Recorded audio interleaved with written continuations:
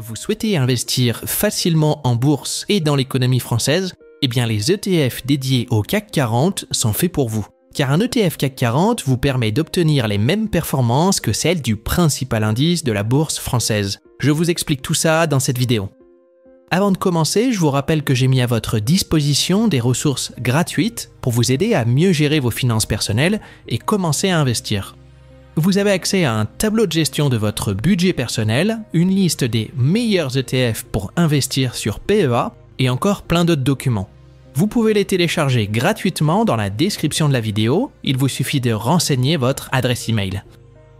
Pour commencer, un ETF c'est quoi? Un ETF c'est un fonds d'investissement. Et un fonds d'investissement vous permet d'acheter un groupe d'actions, c'est-à-dire une part de ces entreprises, en une seule fois. L'objectif d'un ETF est de reproduire la performance d'un indice boursier, c'est-à-dire un groupe d'actions sélectionnées selon des critères précis. Alors, des indices boursiers, vous en avez plusieurs. Un des plus connus par exemple, c'est le S&P 500 qui reproduit les performances des 500 plus grandes entreprises des États-Unis. Vous avez également des indices thématiques comme le Nasdaq qui est composé d'entreprises du secteur de la technologie aux États-Unis. Donc un indice boursier vous montre si les prix d'un groupe d'actions montent ou baissent. Concrètement, quand les prix des actions montent, la valeur de l'indice monte. Quand les prix des actions baissent, la valeur de l'indice baisse. Le plus souvent, un ETF achète le même groupe d'actions que celui de l'indice boursier pour répliquer la performance de l'indice. Puisque les actions sont les mêmes, quand les prix des actions montent, le prix de la part d'ETF monte également. C'est logique.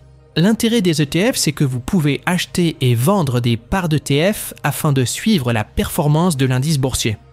Car un ETF est un fonds d'investissement qui reproduit la performance d'un indice boursier et dont les parts s'achètent et se vendent en bourse.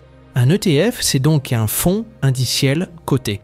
Autrement dit, lorsque vous achetez un ETF, vous achetez la performance de l'indice qu'il suit.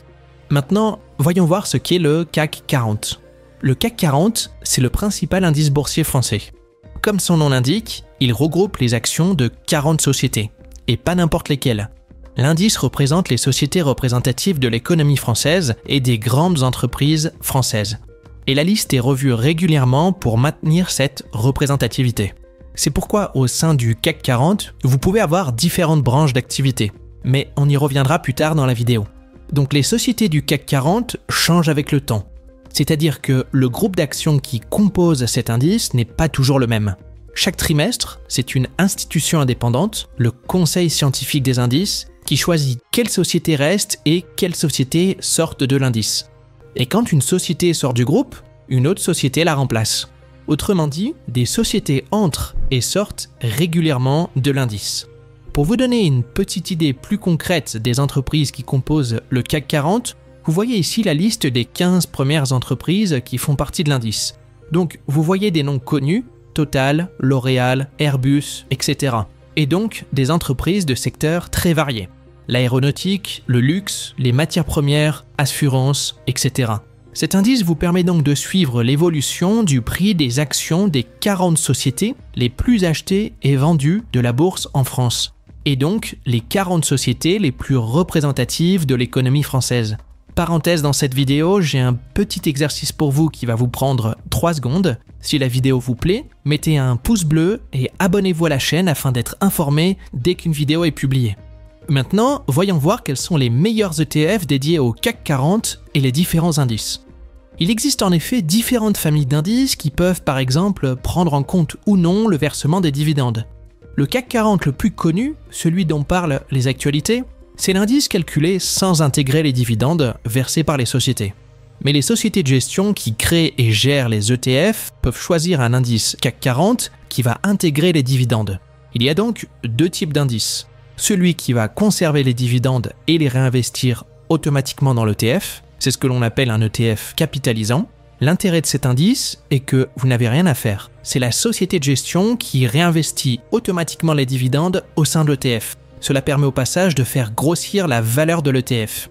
De l'autre côté, vous avez les indices qui vont verser directement les dividendes aux actionnaires. Ces indices sont dits distribuants, car ils distribuent des dividendes. L'avantage des ETF qui suivent cet indice, c'est que les dividendes vont directement dans votre poche. Charge à vous de les réinvestir ou non par la suite. quels sont les différents ETF qui répliquent la performance de l'indice CAC 40 ? Voici un tableau qui reprend différents ETF qui répliquent l'indice CAC 40. Alors, pour information, ce tableau, vous pouvez le télécharger. Le lien est en description et vous verrez d'ailleurs que j'ai ajouté des ETF bonus sur ce tableau. Et évidemment, ces ETF sont tous éligibles au PEA, sachant qu'ils répliquent un indice français. Comment déchiffrer les informations contenues dans le nom d'un ETF ?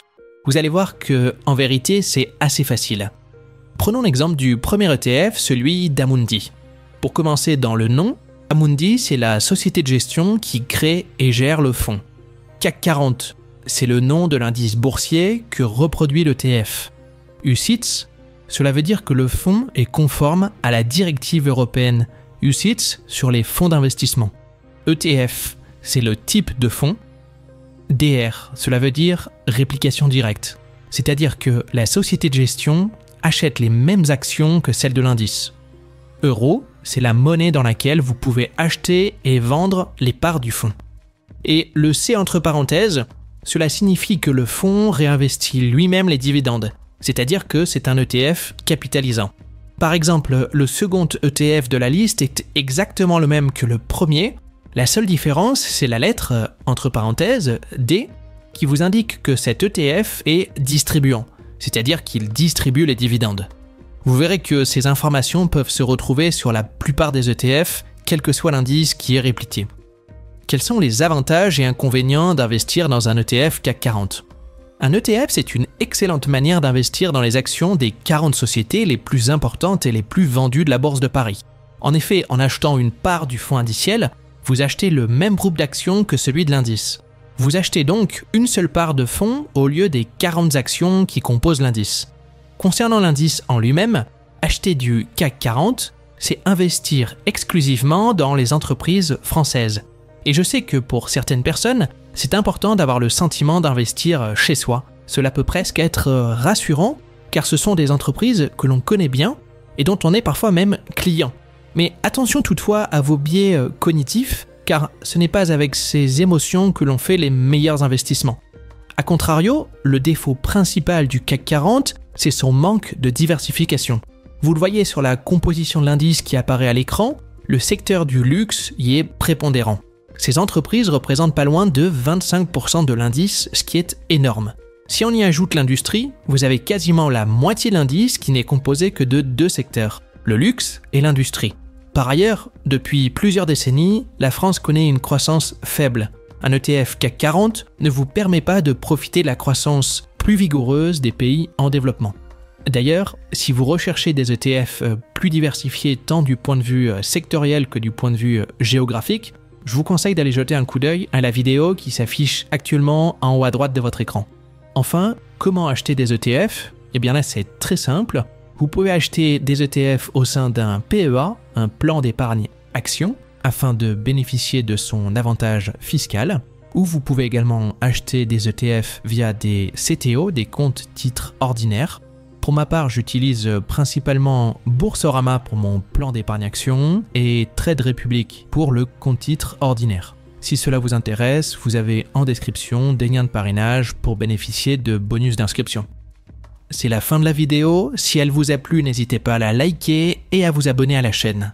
D'autres vidéos sur le thème de l'investissement et de la liberté financière vont bientôt arriver.